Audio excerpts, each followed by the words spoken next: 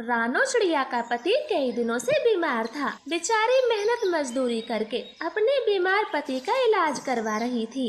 रानो, तुम क्यों मेरे पीछे खर्चा कर रही हो? मैं नहीं बचूंगा। थोड़े पैसे पीछे के लिए जोड़ लो, तुम्हारे काम आएंगे। टुन्नू जी, आप ये कैसी बातें कर रहे हो? आपको कुछ नहीं होगा, बिल्कुल ठीक हो जाओगे। फिर दोबारा कभी ऐसी बातें ना करना। अब चलो, आज हम बड़े अस्पताल चलते हैं। तुम मानोगी नहीं, कर लो अपनी जिद पूरी, मैं नहीं बचूंगा। ऐसे रानो अपने बीमार पति को हॉस्पिटल लेकर जाती और उसकी दवा करवाती। देखो रानो बहन जी, आपके 800 रुपए हुए। डॉक्टर साहब, मेरे पति को कोई बढ़िया सी दवा दो।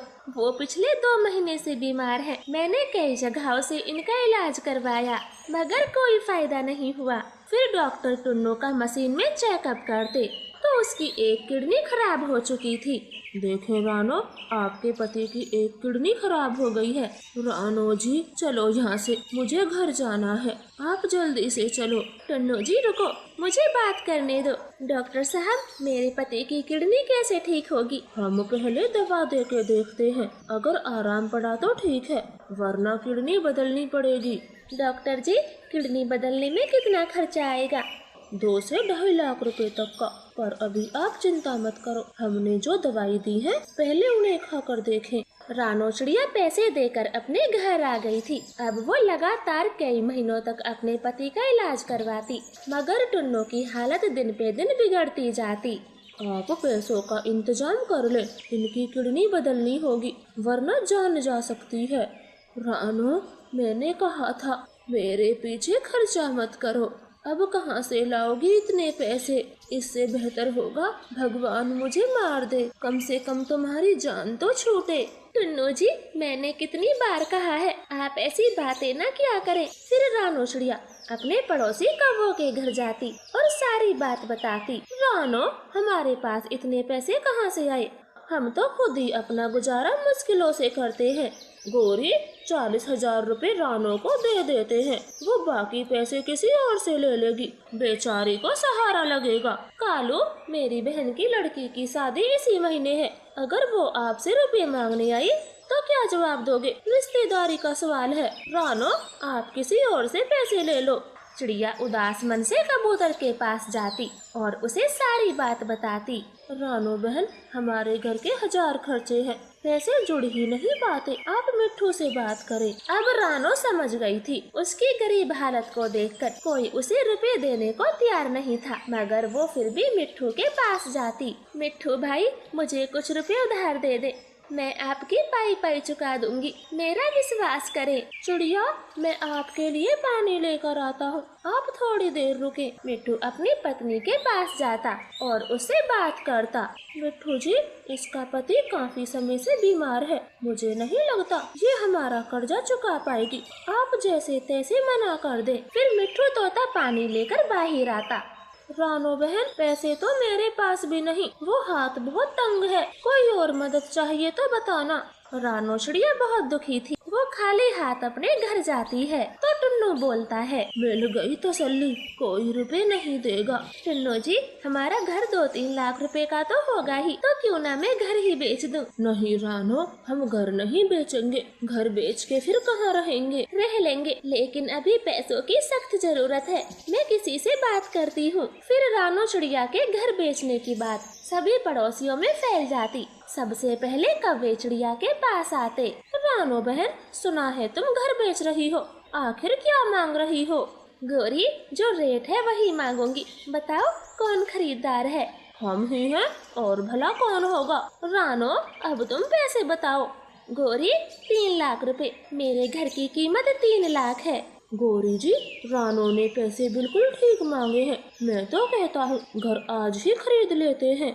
कालू, इसे पैसों की सख्त जरूरत है, हम पहले 2 लाख लगाते हैं। रानो, 3 लाख तो ज्यादा है, हम तो 2 लाख देंगे। लेकिन गोरी कालू, मैं 3 लाख से 1 रुपया कम नहीं दूंगी, अपनी मजबूरी में बेच रही हूँ। देख लो चिड़िया, हमने 2 लाख एकदम सही लगाए हैं, इससे ज्यादा तेरा घर नहीं बिचेगा। ऐसे कालू गोरी चले जाते हैं और एक के बाद एक कई पड़ोसी आते जो रानो का घर सस्ते में खरीदना चाहते, मगर रानो सबसे मना कर देती। देखें टुन्नू जी, पैसे देने को कोई भी तैयार नहीं था, लेकिन घर बेचने की बात आई तो कैसे सब अपना फायदा सोच रहे हैं। रानो, मैंने तो मना किया है, तुम खामेखा घर बेचना चाहती हो। नहीं टुन्नू जी, अब चाहे कोई भी आए मैं उसे ही घर बेच दूंगी। आपके इलाज में भी देर हो रही है। ऐसे दोनों पति पत्नी उदास बैठे थे, तब एक अमीर पक्षी आता है और रानो का घर पूरे 3 लाख रुपए में खरीद लेता। रानो उन पैसों से अपने पति का इलाज करवाती। टुन्नू कुछ ही दिनों में बिल्कुल ठीक हो गया था, मगर उनके पास रहने को अब कोई घर नहीं था। वो रोड पर आ गए थे। रानो अपने पति को लेकर कालू गोरी के घर जाती। कालू भाई, आप हमें अपने घर में किराए पर रख लो, मैं किराया समय पर दिया करूँगी। रानो, घर तो उस अमीर पक्षी को बेच दिया, अब उसी के घर में रहो, हमारे घर क्यों आई हो? ऐसे गोरी कभी दरवाजा बंद करती। रानो अपने पति के साथ यहाँ वहाँ भटक रही थी, तब उसकी नजर एक अंडे के घर पर जाती जो काफी बड़ा था। रानो उसके अंदर चली जाती तो घर के अंदर एक परी मिलती। छोटी चिड़िया, अब से ये घर तुम्हारा है, यहाँ भोजन की भी कोई कमी नहीं, अब तुम यहाँ आराम से रहो, मैं जाती हूँ। परी जी, आपका लाख लाख धन्यवाद जो आपने हमें रहने को घर दिया। मेरा घर तो टुन्नू जी की बीमारी में बिछ गया। ऐसे परी वहाँ से चली जाती और रानो खुशी खुशी अपने पति के साथ अंडे के घर में रहती। तो प्यारे दोस्तों, आपको हमारी कहानी कैसी लगी कमेंट करके जरूर बताएं। आपका धन्यवाद। बूढ़ी माँ चिड़िया के 2 बेटे थे, जोजू और टुन्नू चिड़ा। टुन्नू चिड़ा घर का बड़ा बेटा था। उसने एक बहुत गरीब रानो चिड़िया से शादी की थी। शादी के पहले दिन रानो तो बहुत डरी हुई थी और वो रसोई घर में गाजर का हलवा बना रही थी। माँ, जोजू भाई, रानो ने बड़े प्यार से गाजर का हलवा बनाया है, आओ सब मिलके खाते हैं। टुन्नू, तू ही खा ये गाजर का हलवा, हमें नहीं खाना। लेकिन क्यों माँ, गाजर का हलवा तो आपका मनपसंद है, फिर मना क्यों कर रही हो? हाँ है तो मैं खुद ही बनाकर खा लूंगी। तेरी पत्नी तुझे ही मुबारक हो। मैंने तेरी शादी के लिए कितनी सुंदर सुंदर पक्षी देखी थी, लेकिन तूने मेरी एक नहीं मानी और इस गरीब भिखारन से शादी कर ली। हाँ भाई, माँ सही बोल रही है, मैं भी उम्मीद लगाए बैठा था मेरी भाभी एक पढ़ी लिखी मॉडर्न जमाने की होंगी, दहेज में बाइक लाएंगी जिसे मैं बड़े शौक से चलाता, लेकिन कुछ नहीं हुआ। ऐसे दोनों माँ बेटा मुंह बनाते हुए कुछ काम से बाहर चले जाते हैं। रानो बहुत उदास हो गई थी। टुन्नू जी, माँ और देवर जी तो मुझे कभी नहीं अपनाएंगे, अभी तक किसी ने बात नहीं की।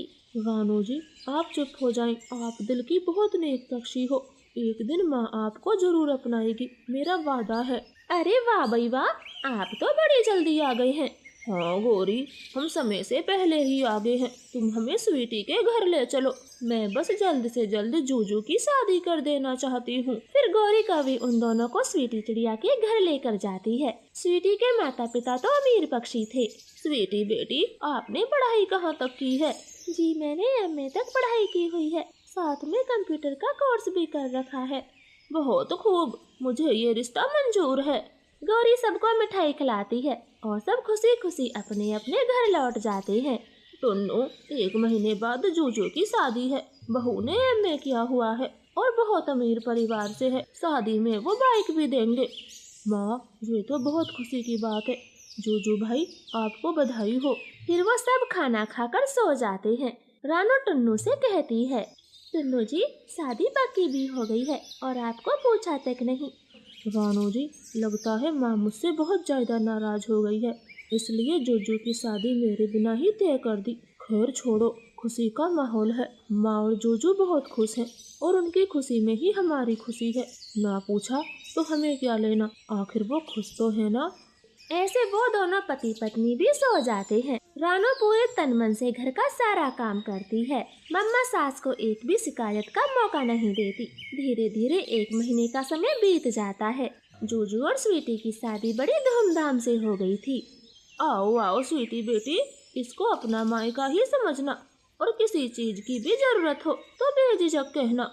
मम्मा सास स्वीटी को पूरा घर दिखाती है, उसे अच्छा अच्छा खाना खिलाती। रानो मन ही मन सोच रही थी, स्वीटी कितनी किस्मत वाली है, माँ जी उसे कितना प्यार दे रही है और मुझसे तो आज तक ठीक से बातें तक नहीं की।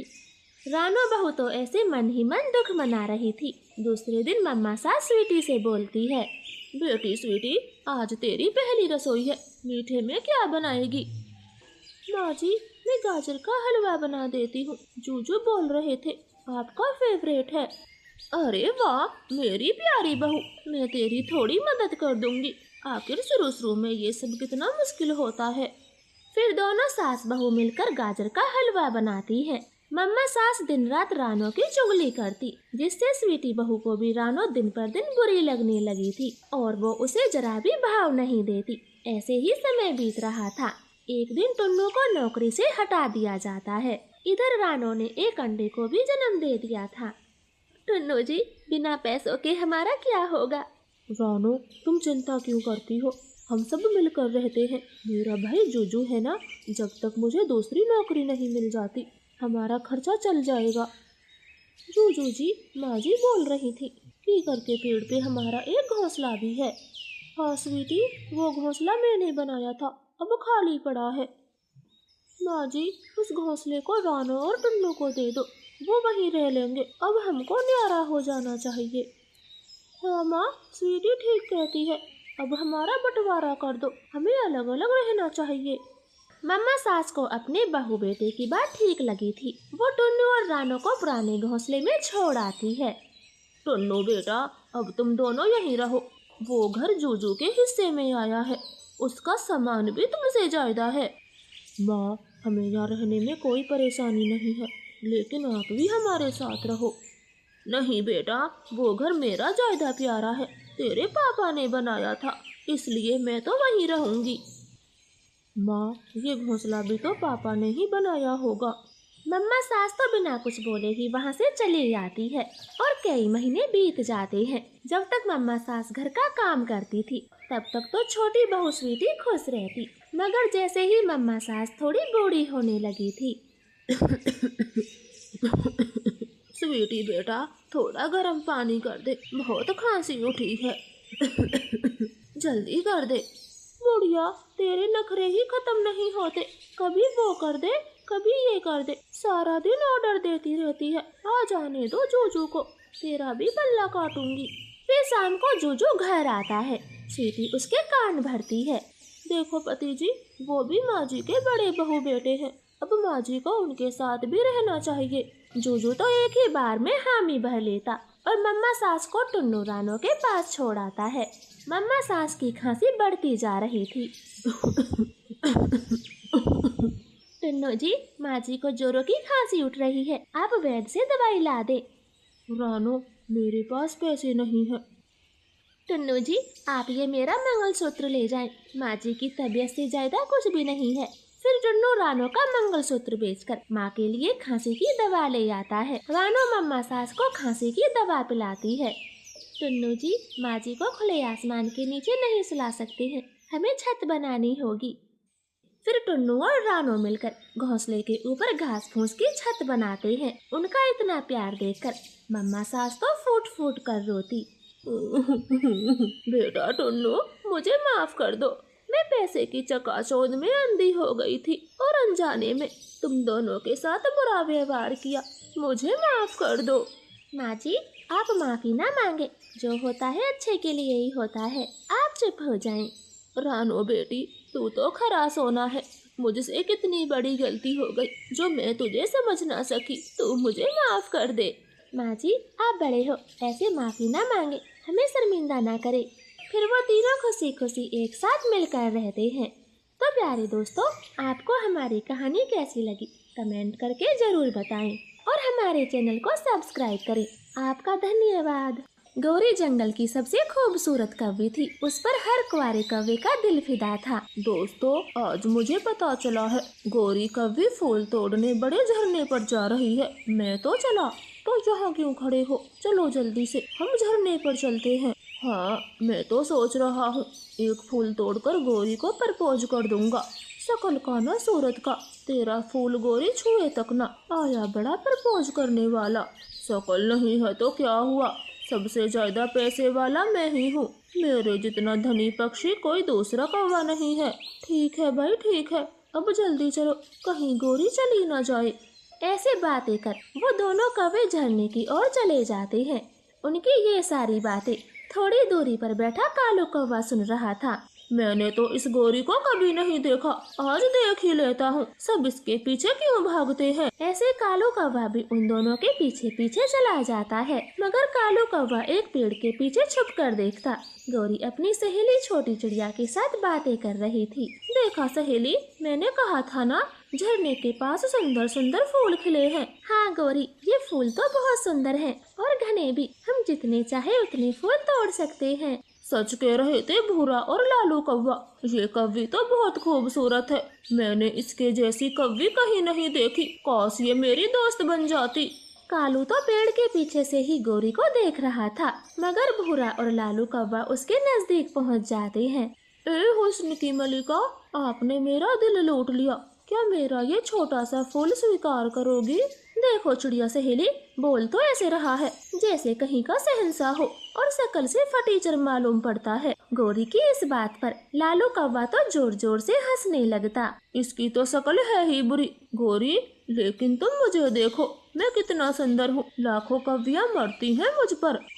देखने में ही सुंदर है, पैसे से तो एक नंबर का भिखारी है और हर कौवी पे मरता है, मगर मैं सिर्फ आपसे प्यार करता हूँ, आप मेरी तरफ देखें। मैं जल्दबाजी में कोई फैसला नहीं करती, सोच समझकर जवाब दूंगी। अब चलें चिड़िया सहेली, यह काफी देर हो गई। फिर वो दोनों फूल लेकर वहाँ से चली जाती हैं। दूसरे दिन भूरा कौवा गौरी कौवे के लिए सोने का हार बनवा कर लाता। वो दिखाते हुए लालू कौवे से कहता है, और तभी वहाँ कालू कौवा भी आ गया था।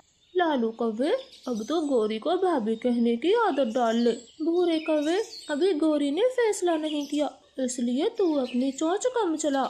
ये देख प्यारे, सोने का हार लाया हूँ, गौरी जब ये हार देखेगी तो मुझे ही पसंद करेगी। पैसे से कोई प्यार नहीं करता, सब हैंडसम पति चाहती हैं, सुना तुमने? ऐसे बातें कर दोनों कौवे वहाँ से चले जाते हैं। कालू कौवा तो बहुत उदास था। ना तो मैं धनी हूँ और ना ही हैंडसम, मुझे तो कोई भी कौवी पसंद नहीं करेगी, गौरी जी की तो बात ही अलग है। ऐसे उदास मन से कालू कौवा भी अपने घर लौट जाता। गौरी, जब हम भूरे और लालू कौवे से बातें कर रहे थे तो कोई तीसरा कौवा भी हमें पेड़ के पीछे से देख रहा था। चिड़िया, अगर आज भी दिखे तो पहले उसी को पकड़ेंगे। कौन है वो पक्षी जो हम पे नजर रख रहा है? ऐसे वो दोनों बड़े झरने पर पहुंच जाती हैं। घर पे तो कालू कौवे के मन में बार बार गौरी का ही ख्याल आता। एक बार देख के आने में क्या हर्ज है, आज भी पेड़ के पीछे से देख लूंगा। आखिर गौरी किसको हाँ करती है, भूरे कौवे को या फिर लालू कौवे को? फिर कालू कौवा भी झरने के पास चला जाता है। चिड़िया की नजरें तो कालू कौवे को ही देख रही थी। गौरी, ये देखो सोने का हार, सिर्फ तुम्हारे लिए बनवाया है, एक बार शादी कर लो, पूरी सोने में पीली कर दूंगा। वाकई में सोने का हार तो बहुत ज्यादा सुंदर है। गौरी, मुझे दिख गया वो कल वाला पक्षी, देखो आज भी आया है, हमें उसको धीरे धीरे से पकड़ना चाहिए, कहीं भाग ना जाए। फिर चिड़िया धीरे से अकेली कालू कौवे के पास जाती और उसे पकड़ लेती। वो तीनों भी वहाँ पहुँच गए थे। भूरा कौवा तो खूब हंसता। तो ये कालू कौवा है। क्यों कालू कौवे, पेड़ के पीछे से क्यों देख रहे थे? सामने से देखने में क्या पैसे लगते हैं? भूरे, कालू ने सही तो किया, आखिर हमारे बीच क्या करता, शकल का ना सूरत का, बुरी आवाज का, और जंगल में सबसे गरीब पक्षी। अब कालू कौवा गौरी के सामने अपनी बहुत हंसी उड़वा चुका था। उसकी आंखों से आंसू टपक रहे थे और वो वहाँ से चुपचाप ही चला जाता है। गौरी, अब जल्दी बता भी दो, तुम हम में से किसको प्यार करती हो? गौरी, मेरी मानो तो अब चलो यहाँ से, जल्दी से घर चलते हैं। हाँ चिड़िया, आप ठीक कहती हो, हमें घर जाना चाहिए। ऐसे गौरी और रानो वहाँ से चली जाती हैं। रास्ते में रानो गौरी से बोलती है, गौरी सहेली, मुझे तो वो कालू कौवा सबसे सही लगा, लेकिन वो पैसे वाला नहीं है और सुंदर भी नहीं है। भूरा कौवा अमीर है और लालू कौवा हैंडसम, कालू तो कुछ भी नहीं है। गौरी, बुरा ना मानना, भूरा कौवा माना अमीर पक्षी है, वो शादी के बाद तुमसे ज्यादा अपने पैसों की कदर करेगा और वो तो यही समझेगा कि तुमने उसके पैसों से शादी की है। लेकिन रानो, लालू कौवा तो अमीर नहीं है, वो कितना सुंदर है। लालू तो बहुत सुंदर कौवा है। शादी के बाद वो अपनी सुंदरता से और भी कौवियों से शादी कर सकता है, लेकिन जो कालू कौवा है वो सिर्फ तुमसे प्यार करता है। शादी के बाद वो तुम्हें कभी शिकायत का मौका नहीं देगा, जहाँ तक मेरी समझ है। मैं तो ठीक कहती हूँ। चिड़िया सहेली, अब मुझे समझ आ गया, मैं कालू से ही शादी करूँगी, तुम मुझसे बात करना। फिर एक शाम चिड़िया गौरी को लेकर कालू कौवे के घर जाती है। कालू तो गौरी को देखकर हक्का बक्का रह गया था। गौरी जी, आप, मुझसे कोई गलती हो गई, मैं अब तुम्हें कभी नहीं देखूंगा, प्रॉमिस। कालू जी, क्या आप मेरे पति बनोगे, मुझसे शादी करोगे? चिड़िया बहन, आपकी सहेली क्या कह रही है? कालू भैया, गौरी एकदम सही कह रही है। वो आपसे प्यार करती है और शादी करना चाहती है। तुम भी तो यही चाहते थे। चिड़िया की बात सुनकर एक बार तो कालू कौवा हवा में उछल जाता है। फिर दोनों की शादी धूम धड़ाके से हो जाती है। कालू तो अपनी पत्नी गौरी से खूब प्यार करता।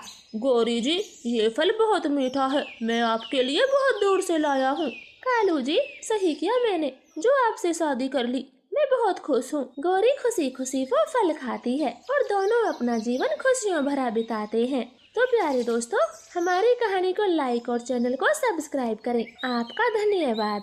जंगल में भयानक ठंड का कोहरा छाया हुआ था। ऐसी तेज ठंड में कोई भी पक्षी अपने घर से निकलने को तैयार नहीं था। सभी पक्षी अपने अपने घरों में छुपे बैठे थे। कोई अपने काम के लिए भी घर से बाहर नहीं जाना चाहता।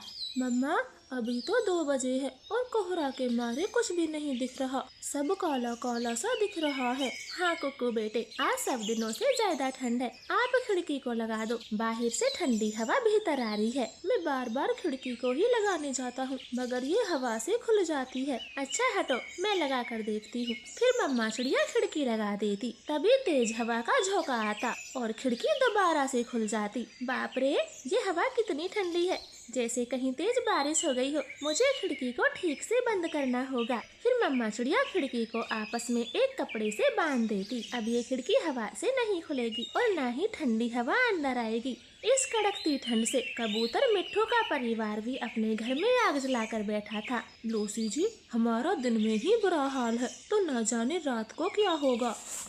कबूतर जी, हमारे पास तो घर है, गर्म कंबल है और आग जलाने के लिए सूखी लकड़ी, लेकिन उनका क्या होगा जो इतनी ठंड में बेघर हैं और खुले में सोते हैं।